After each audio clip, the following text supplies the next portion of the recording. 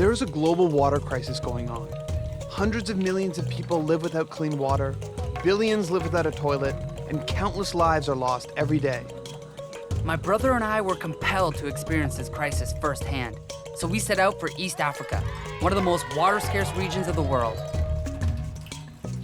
The solutions we encountered were not only critical for addressing poverty, but were also the first step in empowering women, caught in an endless cycle of collecting water for their families, who are now becoming the leaders in a growing movement to find solutions, one community at a time. Hey everyone, I'm Tyler. And this is my younger brother, Alex. And together, we're the Water Brothers. We're gonna take you on an adventure around the world to explore the state of our blue planet, a planet defined by water and its ability to sustain life. So join us on our journey as we explore the world, looking at the most important water stories of our time. And together, we will learn how to better protect our most precious resource.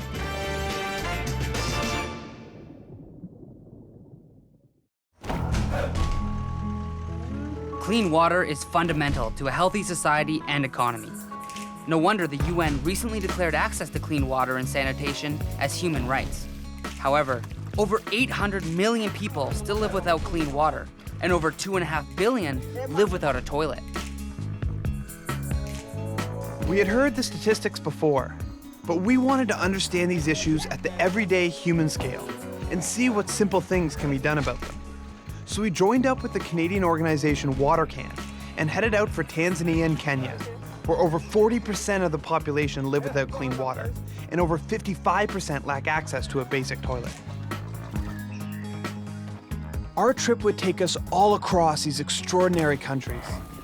Whether it was in the dry countryside or in the heart of Africa's largest slum, everywhere we went, we would also visit projects that bring clean water and sanitation to communities throughout the region. Our final goal was to summit Africa's highest peak, Mount Kilimanjaro, to raise funds to build even more life-saving water projects.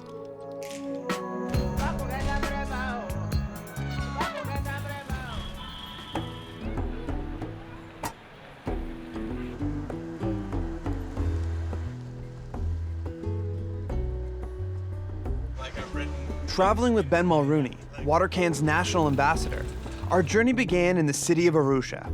From there, we traveled to central Tanzania to visit rural communities that have applied for assistance to build water projects, so we could better understand how the lack of clean water and sanitation impacts local communities.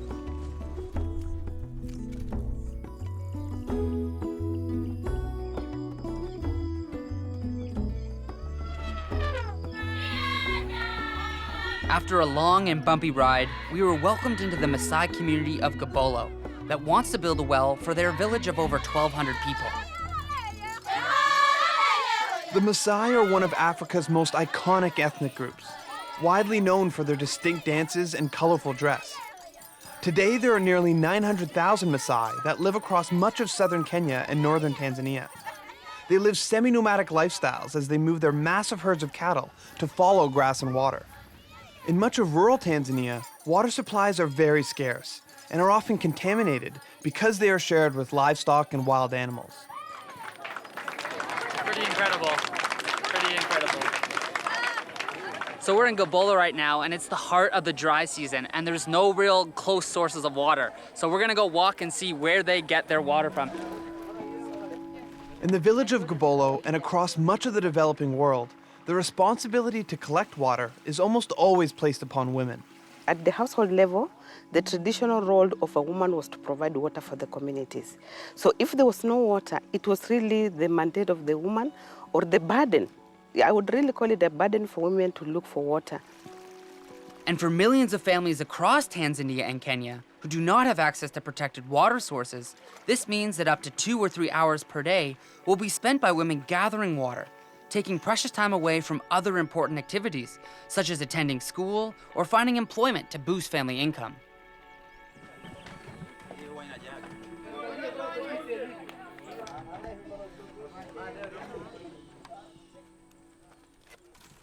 So we're here at one of Gabolo's local water sources. We're guess about 80 or 90 feet down in this this hole here. And as you can see, I mean, it's just like a sitting pool of water, and it's amazing to think that the entire community of 1,200 people all share the same water source. It's coming from an aquifer, but as each one dries up throughout the dry season, they'll have to move further and further on until it's probably a 2-hour daily walk to collect water.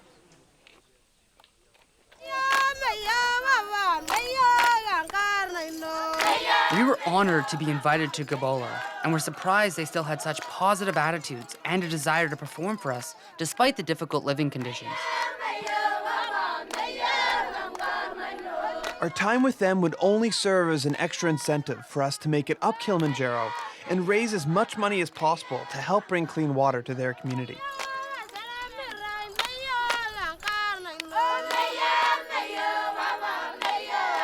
Alex and I then went on our own to visit another Maasai community in the area, where we would get a chance to experience their unique culture and way of life. We were taught about the medicines they gather from every kind of plant and tree imaginable, and about their incredible devotion to and reliance on cattle. Status in the community is often a reflection of the number of cattle you own, and every part of the cow has a purpose. Even the cow dung is used to make fires and insulate their homes. Wow. Cows are also the primary source for much of their nutrition, but Maasai only eat meat on special occasions, and instead, mostly rely on cows' milk and blood for their daily diet, even for hydration when water is scarce. Drawing blood from a living cow is a famous Maasai technique that has been practiced for generations. The cow doesn't die when you take the blood like that. Not die. They'll go. Yeah. Yeah. We believe that if you do that one, they'll be make that cow to be to be very nice again, because the blood they'll be renew again to be new blood on the body. We knew we couldn't pass up the chance to join them in one of their most unique rituals, and much to their surprise, try our very first drink of fresh cow's blood. We've seen how the Maasai make fire, some of their traditional medicine, and now we're gonna try some more of their blood. All right, Kilimanjaro. Kiss. Yes. Yes. Thank you.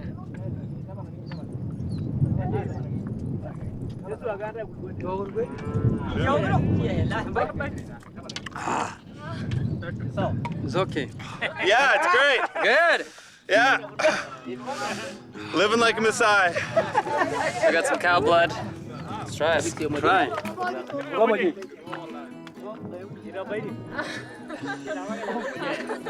It's not that bad. All right, Al, here's the Kilimanjaro. Oh my gosh.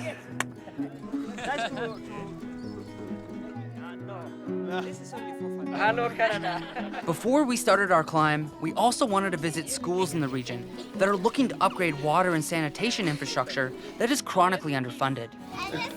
Across Tanzania and East Africa, national governments have started programs to provide free, universal primary education to every single child. The programs have been a huge success, but as governments struggle to build new schools and hire teachers to meet demand, the construction of water and sanitation facilities is being overlooked. This is a massive problem, since many children are already missing school in order to collect water for their families. And if schools have no clean water and unsanitary conditions in bathrooms, this can speed up the spread of sickness and disease and discourage attendance altogether. If fewer children attend school, this will impact overall economic development. The negative impact spreads far beyond the classroom. Schooling is really one of the bedrocks of the economy. Children who go to school are more likely to get better employment. The primary school enrollment is strongly correlated with GDP of a country. Children who've been to school are more likely to have a much higher income level in the end. So it's good for the local economy, good for the national economy. Some of the schools we visited had no running water. And even in the schools lucky enough to have latrines and toilets, there were simply no funds to pay for cleaning or maintenance. One program that is being created, called Clean Water for Schools, installs rainwater harvesting units, promotes hygiene education, and builds toilets and hand washing stations all throughout the region. In a lot of countries like Tanzania, the government has created a policy where they provide education, primary education, free to children, which has been fantastic. The problem has been that a lot of these schools have been overwhelmed with increases of school populations almost literally overnight. And one of the biggest areas of problems is the lack of water and sanitation.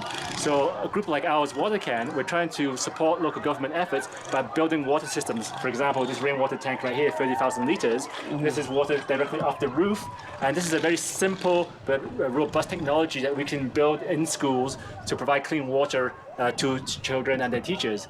In addition, we also build toilets because, the amazing thing is that these schools of 400, 500, sometimes 1,000 children, there are no toilets. So they go in the bush, and you can imagine the health implications of that. So with the clean water through rainwater tanks and also through the toilets, we're helping to create a more positive learning environment for the students and a more conducive environment for teachers to teach. In an organized way.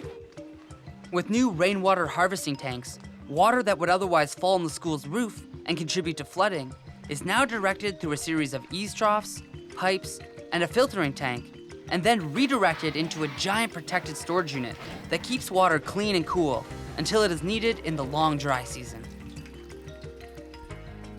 Rainwater harvesting tanks have been simple and effective tools, but an even greater impact is being seen with the installation of new toilets and lessons on proper hygiene practices. These changes have been critical for improving attendance, especially for young girls.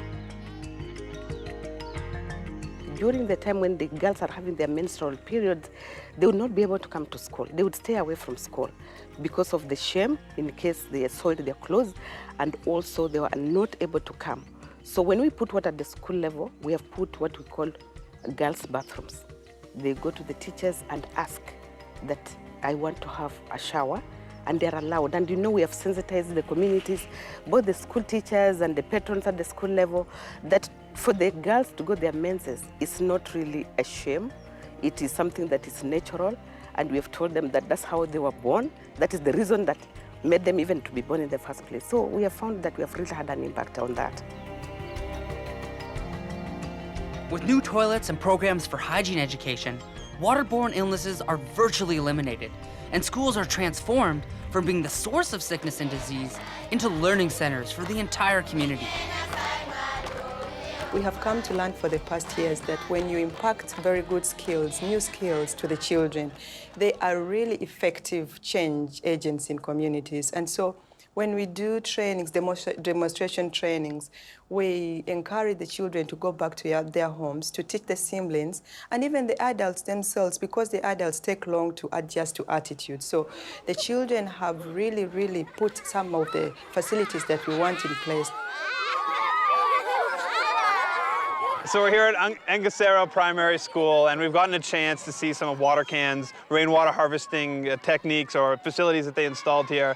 More importantly, the VIP latrines and the washroom facilities. I mean, what really was surprising to us to see how important those facilities are for the kids. Simply because if you don't have a washroom at a school, you can't attend school, and especially for young girls that want to attend. Right now, we're gonna have a little soccer game. We donated some soccer balls. We're gonna have some fun with the kids before we head out.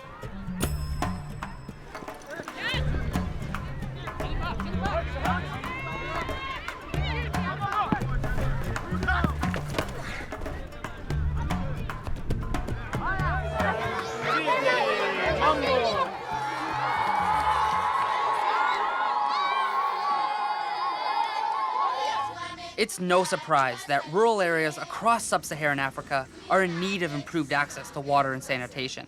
But these same challenges also exist in urban areas. And one project took us to the heart of one of Africa's largest cities, Nairobi, Kenya, where we would visit the informal settlement community of Kibera, the largest slum in all of Africa. Kibera has a population of close to over 1 million people. And this is a mix of all tribes. Kibera is small but large in terms of population, large in terms of water and sanitation deficiency. And this has a negative impact on the outside community of Kibera.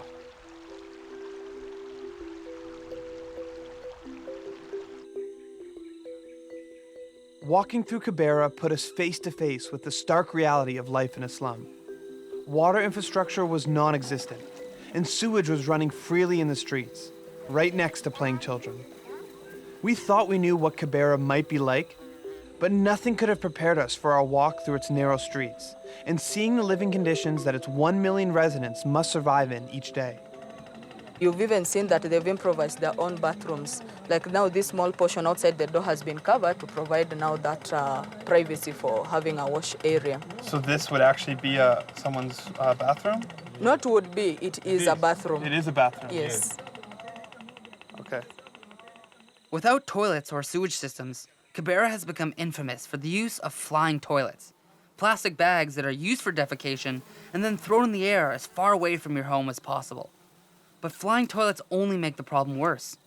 Everywhere we walk, the ground is made up of these plastic bags, and as the bags build up in drainage canals, they trigger flooding and spread contaminated water throughout the community. We know that one of the major contamination sources of clean drinking water is toilets, or the inadequacy of toilets. To be improper disposal of human waste is a major source of contamination of drinking water. So if we are able to deal with the sanitation issue, we are able to deal with the drinking water issue. Without any running water or toilets, the prospect of meaningful economic development is nearly impossible. But one response has been the creation of the Wise Ladies, a community-driven business that connects sections of Kibera to the municipal water and sewage systems. With the help of an initial investment, the Wise Ladies have constructed buildings open to the public, where for the equivalent of about 1 Canadian cent, residents can pay to take a shower and use a clean bathroom, or have the option to fill up a 20-liter jerry can of water. Lakini saa hii vile tulichenga hapo tunaona tu wanaendelea vizuri na kuna usafi. The most amazing thing about the Wise Ladies group is that it's run like a business. Residents pay for the water and organize into a group that use their profits to make repairs and expand deeper into communities. Once established, groups like the Wise Ladies no longer need to rely on outside support and are completely sustainable. Men and women play important roles in every project we visited, but no matter where we went, women had become the leaders for many of these initiatives. And because women are traditionally responsible for collecting water, they naturally have the most to gain from improved access to clean water and sanitation. If we made women have access to more safe water, then they would have extra time to do other more useful activities like economic empowerment and income generating activities. The business model we saw in Kibera also works in rural areas too, as we would see with another community project in Western Kenya called the Juakali Women's Group. After an initial investment, local women formed this group to independently manage and service a borehole well built in 2010. We cannot just drill a borehole and go away. We have to do training so that when we leave, they are able to look after those facilities themselves, and that's what you call really sustainability. Similar to the project in Kibera, the Juakali group also charges locals a small amount to access clean water. The group's members are then able to use these funds to pay for parts and make repairs to the well when it breaks down, once again ensuring the long-term success of the project. Has it broken before and you fixed it? Yeah, like 3 times. And we bought the parts of the pumps and fixed them. And the water is now functioning so well. Yeah. It was so important for us to visit all these successful projects and hear people's stories about the impact that clean water and sanitation is making. Now we had people to fight for and understood the difference we would be making on our climb of Mount Kilimanjaro. Rising nearly 20,000 feet above sea level, the dormant volcano known as Mount Kilimanjaro is the tallest peak in all of Africa and one of the most iconic mountains in the world. Our climb would take us along the Shira route, the longest and most scenic pathway to the summit that would give our group the best chance of success.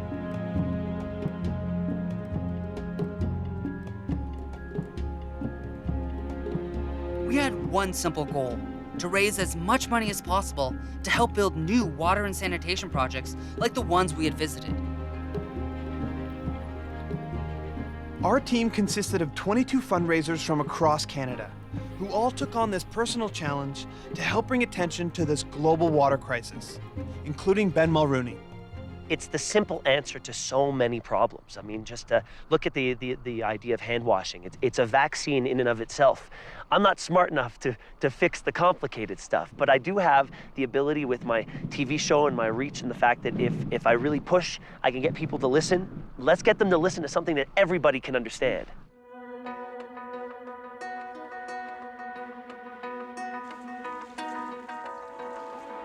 Even though Kilimanjaro is one of the world's most popular mountains to climb, it is by no means an easy feat.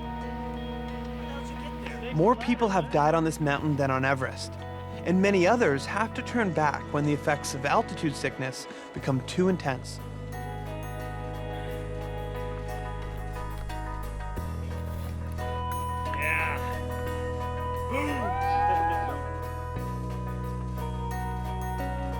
At over 15,000 feet, Barafu Camp is the final stop before the summit for almost every Kilimanjaro climber.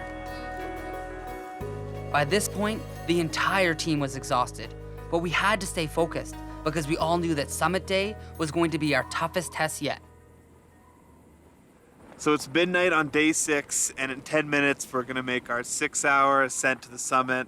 It's just all coming together. I mean, all the fundraising, all the preparation, all the training, it all comes down to this. So we're just actually really excited to just get this done and get up to the top and finally celebrate everything that we've been waiting for months and months and months. Can't wait. The climb to the summit took us up over 4,000 vertical feet in freezing temperatures and complete darkness. So as you can tell, we've reached the summit. We look horrible. We're just battered. Probably the most intense physical experience of our lives. I can barely move my mouth. It was an amazing personal challenge for both of us, but now it's even more special because we get to relate it to this greater global challenge of 800 million people who don't have access to clean water and have to do so much more than we just did every single day. We only had a few minutes to take in the experience at the summit before the weather became too dangerous. But it is a moment in time none of us will ever forget. Now we just have to worry about making it down the mountain. I haven't really thought about that yet.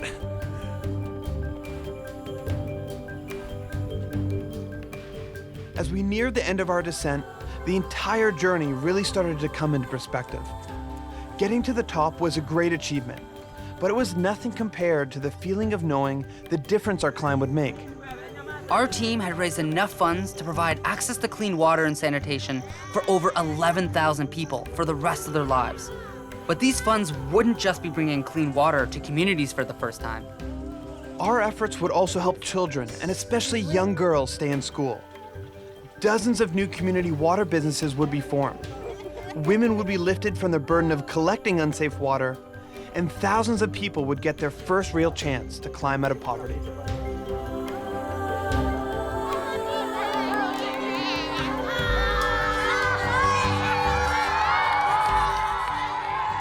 This trip has been one of the most amazing experiences of our lives. We summited the highest peak in Africa, but that grueling journey is nothing compared to the daily struggle of over 800 million people who still lack access to clean water. But what surprised us more than the clean water was the importance of hygiene and sanitation, and the fact that over 2 billion people still lack access to a proper toilet.